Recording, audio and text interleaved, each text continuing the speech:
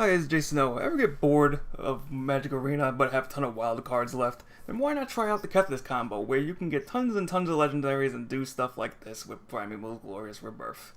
Yes, Ulamog is in the game now with Historic Anthology 3, so there's a bunch of new tools for the Kethis combo to be used, and it is a ton of fun. As you can see, look at all them triggers. So let's go into how this actually works. So the two main cards are Diligence Excavator and Kethis the Hidden Hand, so you need these cards in order to self-mill yourself, so once you get Kethis out, you're able to exile 2 legendary cards from your graveyard, and then it starts popping out legendaries. So what does Excavator do? Because it's a weird, Excavator, I'm probably saying it 50 times wrong, but anyway, what do you call it? A historic spell is basically an artifact, legendary, or saga, or considered historic. Sagas are basically the enchants that pop off one at a time with like 3 different abilities. So what you're going to be doing is you're going to self-mill yourself.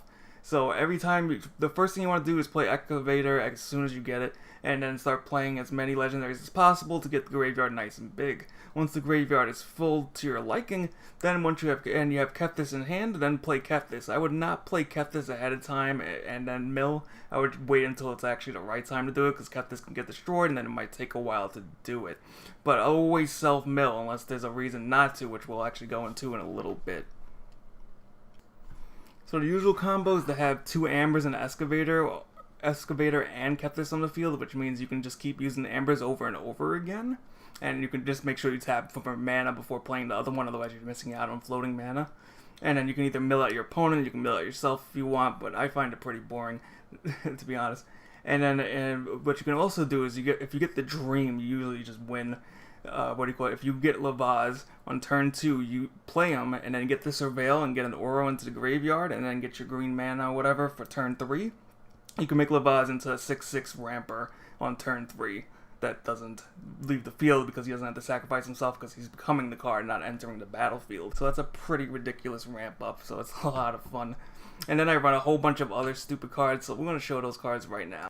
So what I personally find the most fun is the Teshar Ancestor's Apostle, which is the bird dude at the middle of the screen, the white creature on the board on my side. And what he does is when you cast a historic spell, you're able to get a creature with converted mana cost 3 or less from the graveyard to the battlefield. Then you combine that with another fun card, Primevals Glorious Rebirth, which Reborns basically return all permanents that are legendary to the battlefield. So as you can see right here, it gets ridiculous.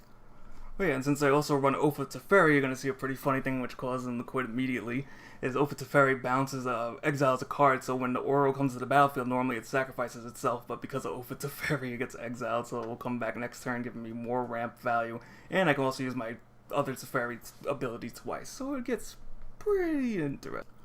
So here's a quick visual of the whole deck. You can see the deck also in the description below this video. And then also, last thing to note is the companion, Jegantha the Wellspring, if I even said that right. It's optional, it's just none of my cards have double the same mana cost, so there's no reason not to run it.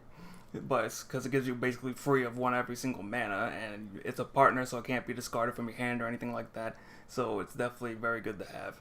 But otherwise, that's pretty much it. This was my first video for the Jsnow TCG channel, so if you did enjoy it, feel free to give it a thumbs up. And also subscribe for more TCG videos. And I thank you guys for watching, and I'll see you guys next time.